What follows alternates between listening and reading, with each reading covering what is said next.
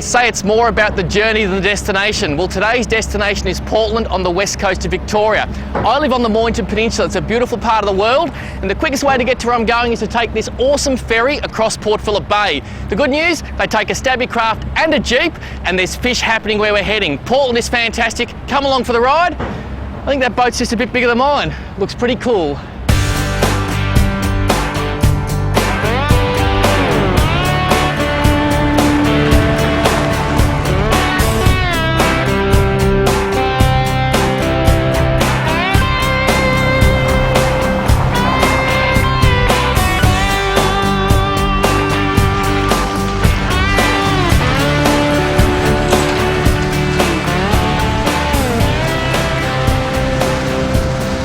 There are boats leaving Portland Harbour every 30 seconds at the moment. Now they're all going out chasing bluefin tuna, but we've got something else in our mind today. I'm lucky enough to be with Matt. Now he is the son of Roger Chatterton, who runs Sea Spray Charters. And Matt, you got a secret little spot down the coast? Yeah, Paul, there's a couple of spots up along the coast we're going to try. There's a lot of deep gutters and good reef species there, so you always got a chance of something special. Sensational. I like special. And talking about special, this is Cameron Lyon. I call him the Kevinator. Kev, are you looking forward to seeing something big today? Hoping we're going to see something big, yeah. You better catch me something decent. I'll try hard. You might remember Cameron, we took his little girl Dakota squid fishing in Port Phillip Bay in Series 2. She outfished us that day. Let's hope Kevin can get a little bit of family pride going today. I'll do the same again today, mate. I'll knock my socks off. Grab the wheel. Beautiful.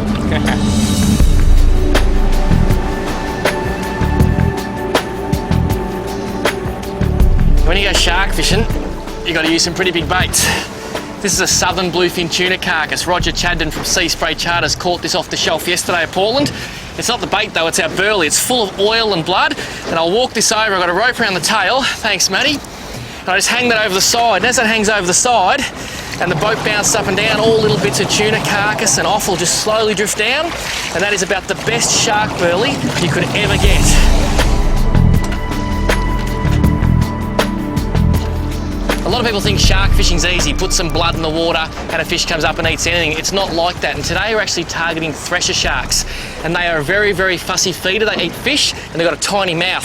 So that is the biggest bait I would ever use for a thresher. And I'm only putting it on because Matt said they catch threshers here on squid. You see I've got a little 8/0 hook there. I've threaded the 170 pound black nylon coated wire through the squid. I've tied it with mono to the end so it doesn't all bunch up. And we have 3 meters of wire. Now if you're lucky enough to see one of these fish, you'll understand why. They've got a big tail and they'll actually hit the wire with their tail. There's a snap swivel, and then we have a 300 pound wind-on leader.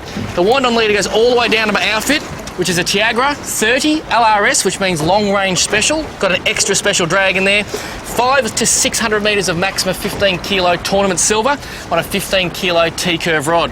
This is the rig. Believe it or not, a thresher can spool this in minutes. They are quick, but hopefully we'll be a little bit quicker if one comes along. So when you're putting a bait in the water, see all this tangled mess? Make sure you feed it down and make sure there's no possible way it can get tangled, and then slowly let it out. It's too easy just to throw it over the side and be sitting out there. It won't be fishing, it'll just be tangling.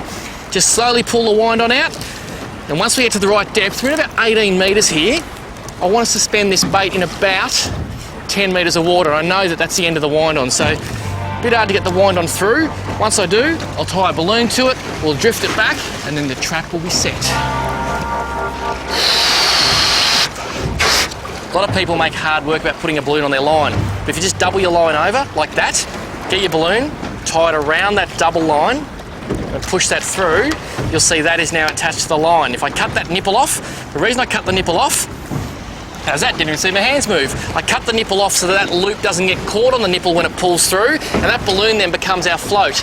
And I just drop my bait in the water, and as I slowly now let line off the reel, the balloon just wanders back and it hangs the bait beautifully in the trail, so when the fish comes up, he finds our little tasty morsel.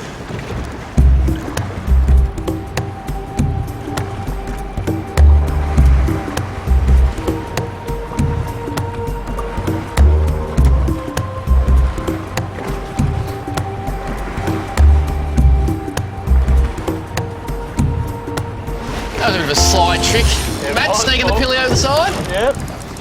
Now you get a lot of different species on this reef. You do, yep.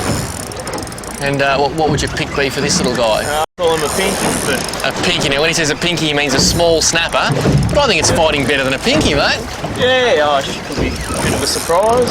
That's 20 pound fins braid And it's given us a nice little tussle.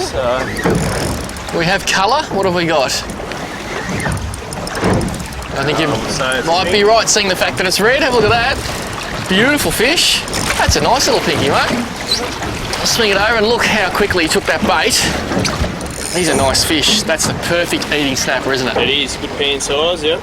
And that hook, he's actually got him under the jaw. He's come through and snapped it so hard. And this is the one thing that blows me away about these fish. How is that little bit of eyeshadow over there? Yes, go,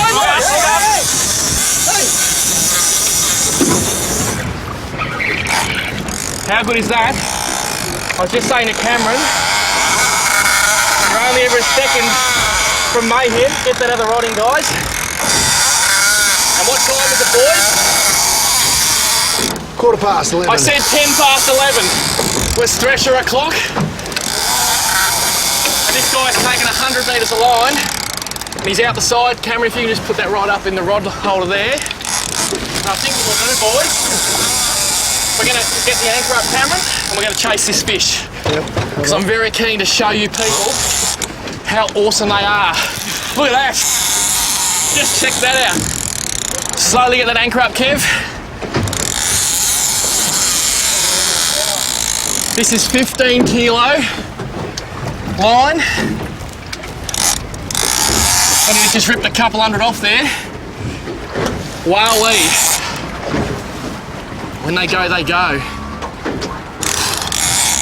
Oh, what a take. Now, if you ever want to catch a fish, I'm going to turn the ratchet off so you can hear me.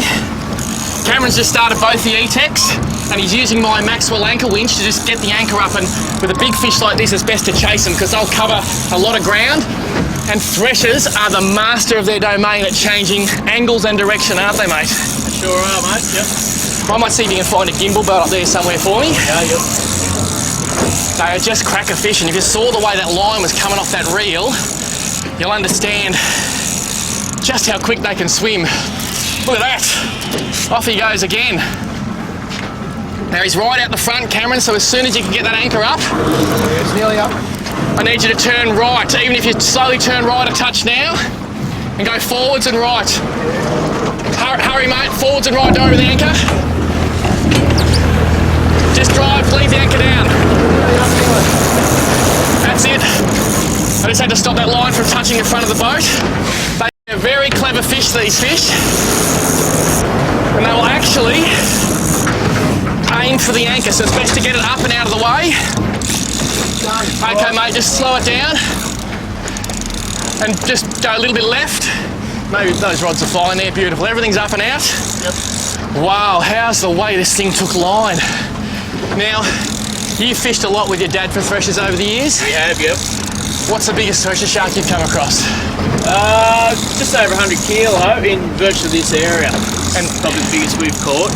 And how long is a 100 kilo thresher? Bit to the right, Kev. Length. And forwards. Yeah. Keep going. Sort of More to the right. Turn hard right. Bit of power, bit of power.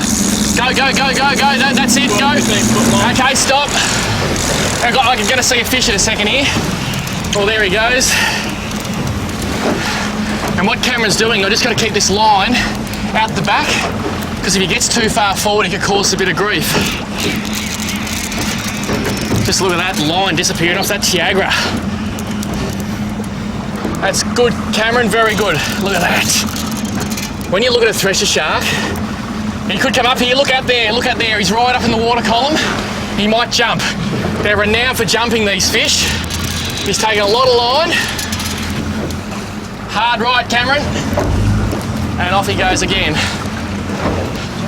He hasn't jumped yet, but he's got to be a thresher. He's got to be a thresher. He's got to be. Oops, Cameron nearly got threshed out the boat. Okay, just try and hold it there, Cameron. Nice and steady just there. Okay, there's the wind on. He's done everything that I would expect a thresher to do except jump. They can jump 20 foot out of the air.